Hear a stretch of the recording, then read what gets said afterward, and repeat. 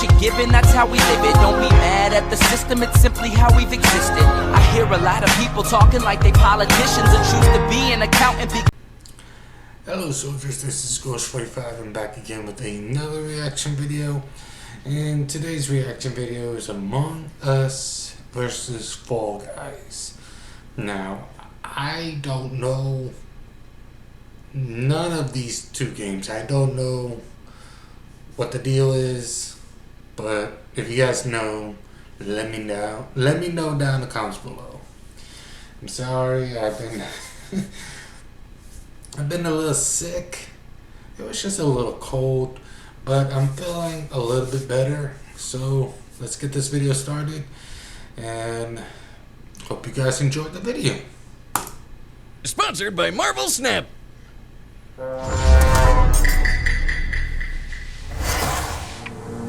The year was 2020.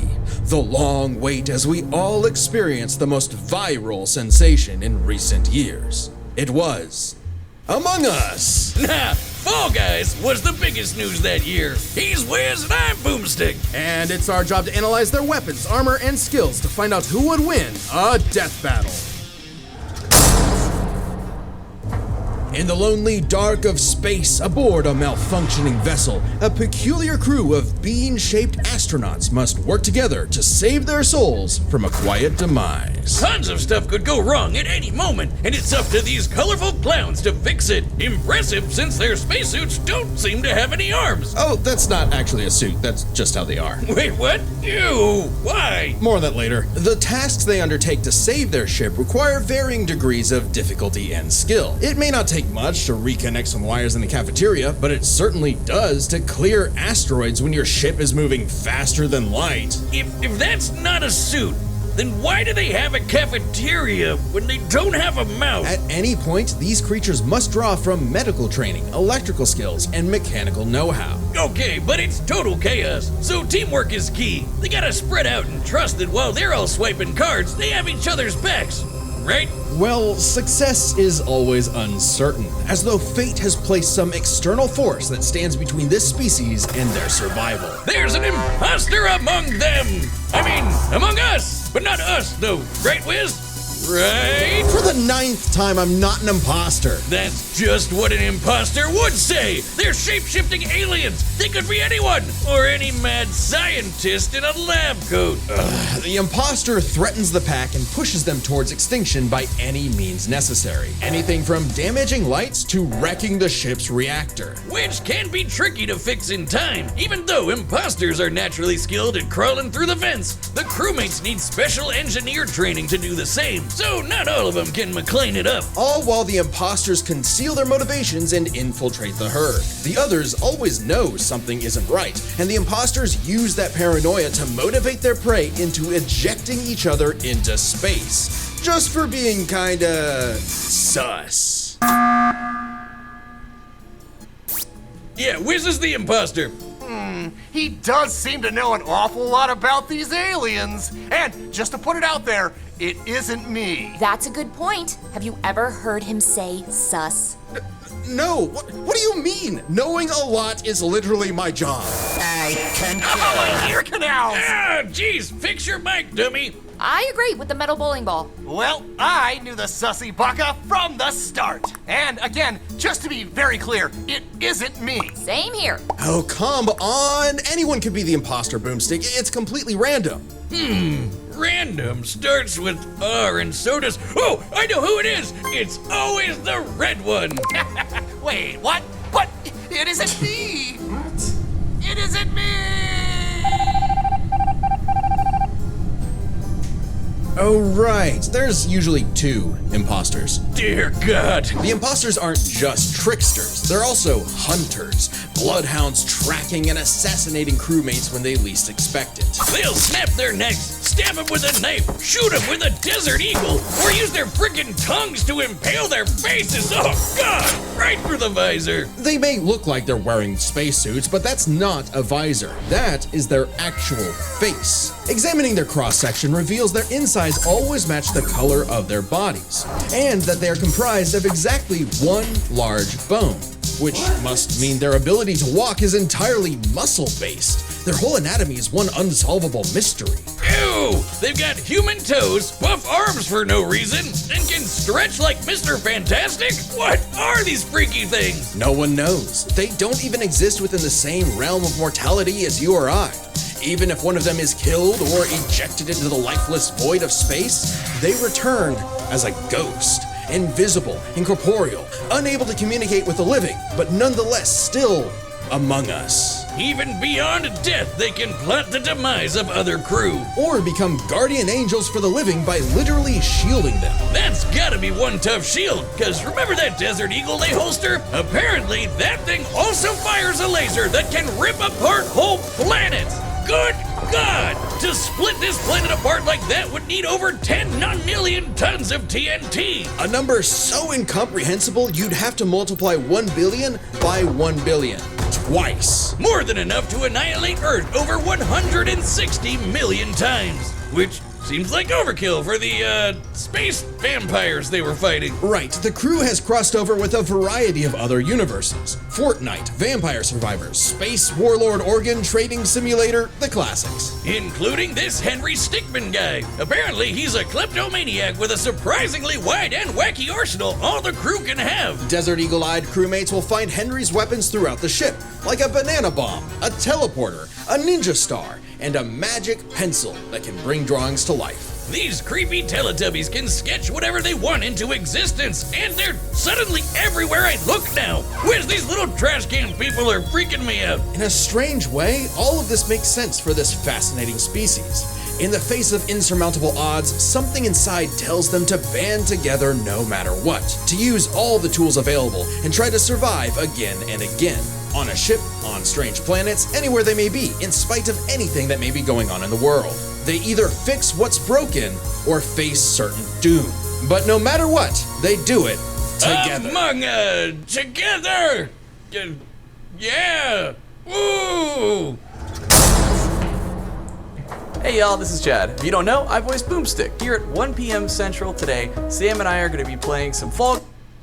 These lively obstacle courses showcase their inherent skills and abilities. As if drawn by natural instinct, they hurdle over barriers together and pass through various tests of strength, agility, and mental fortitude. And it's pretty impressive considering how elaborate these bounce house courses get. How do these weebles wobble through it? With a shocking level of innate parkour mastery that otherwise hasn't been seen since 2006. But honestly, not many of the beans make it, and only one can be crowned the winner before everything starts all over again. Which makes for some very friendly competition, like survival of the fittest, but for a bunch of candy grimaces. They'll grab, shove, and slam into each other to make it out on top, or even roll up into a ball and launch across the course. Self-preservation be damned. And over time, the beans have evolved to higher levels of, let's call it imagination.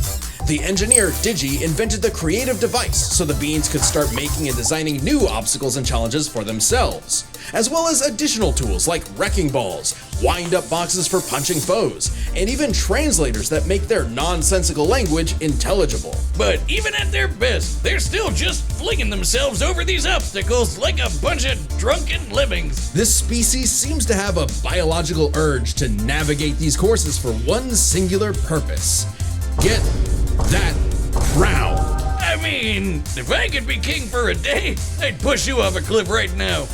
Very funny. Get away from me. Things in the Plunder Dome can get wild. We've seen these goobers get smacked by giant mallets and fall into actual hot lava, but they always pop back up at the qualification stage later, completely unharmed. Somehow. These remarkable creatures have demonstrated some dumbfounding durability, such as getting struck by meteors. That's a hit anywhere from 18 tons of TNT to 15 kilotons. But they still get right back up to Rube Goldberg themselves straight through another obstacle course. On top of that, they were hit with the Big Bang and came out the other side completely fine. Wait, what? Did I just say the Big Bang? Why do we even mention the meteor? Who cares? Their suits are basically indestructible. Boomstick, I hate to tell you this. No. Those aren't really... Don't say it! Those aren't actually suits. That's their skin. Oh man, people were getting weird back in 2020. Didn't they have better things to do? With only arms, legs, and eyes, there must be some genetic mechanism inside the beans that causes them to be self-sustaining. Though after some dissection, it's unclear. This is an official image, by the way. I don't know what's more upsetting, that skeleton or the fact that these jelly beans are 6 friggin' feet tall. Imagine bumping into this thing in a dark alleyway. No, thank you. So, this means when you start the game, you're just flat out naked? Just swinging away, beans in the wind. Strange such nakedness would be allowed, considering what's actually happening is the Fall Guys are contestants in a non-stop 24/7 game show, the Ultimate Knockout. Yeah, that's what's actually happening here. So what might be misconstrued as some sort of migration cycle is really a brutal, never-ending gauntlet that takes advantage of their tunnel vision. So it's like the Truman Show mixed with Wipeout and Naked and Afraid. What happened to them being just colorful cartoon beans? And they survive to keep playing the game no matter what. The game makers have said that when the beans fall to their death, they feel a moment of displacement, serenity, zen-like detachment from all worldly and physical bonds. Then they pop back onto the podium to celebrate their achievements. That's an official quote. They've also said they're strong enough to rip someone in half and can stretch their bodies so far they pass beyond the observable universe. Oh god, the Twitter feats. Oh yeah! January 18th, 2022, 9:14 a.m. The Fall Guys stretched so far, he exited the universe as we know it, and then he kept going. Speaking of universes, the Fall Guys have seen dozens of guest stars from other stories and have learned from their cultures, like flying around in the TARDIS of Doctor Who fame, wielding He-Man's power sword, launching Ryu's iconic Hadouken, or even just becoming Pac-Man. They just become Pac-Man. They're Pac-Man now.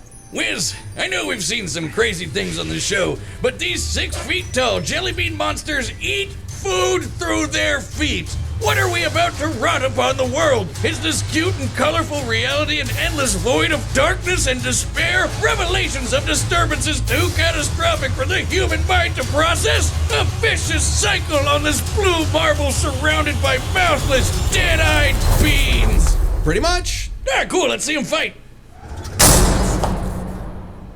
Wiz, you gotta play that mobile game with all the superheroes and the cool art. Oh, are you talking about Marvel Snap? Yeah. It's time for a death battle!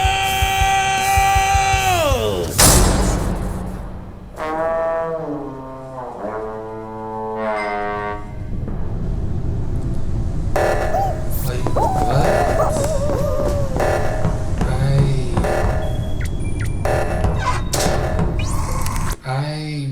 I really don't get this, like, really. I know they explain it, but I don't get this.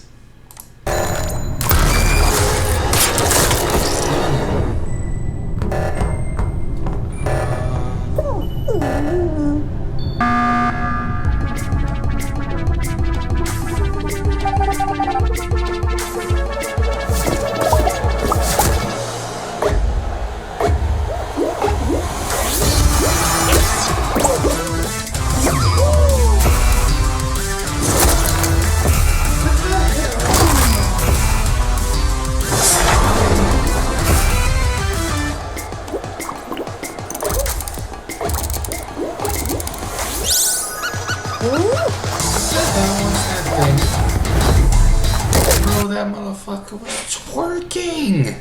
Motherfucker, I gotta see that again. Not in a creepy way.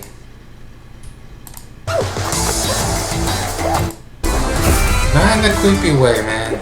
I just need to know. Yep, he was. Yep, he was definitely twerking.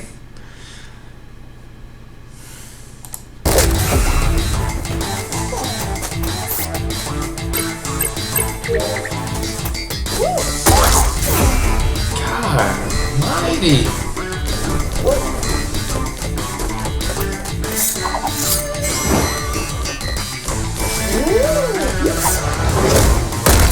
Ooh.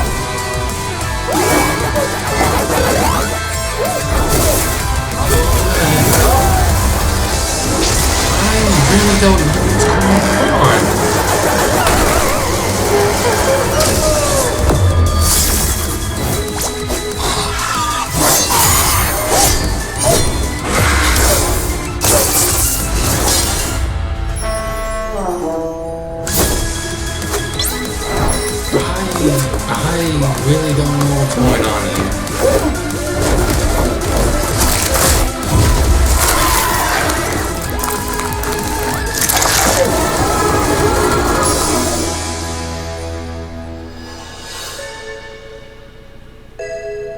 The hell?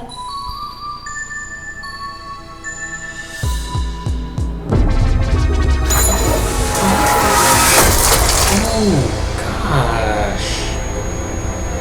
Who won?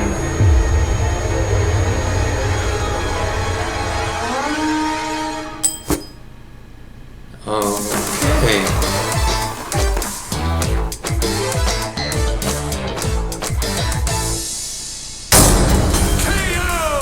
Oh, when's the next episode? This is my new favorite show. Move over, Chimp Crazy. We broke this down into 3 categories: offense, defense, and the bizarre.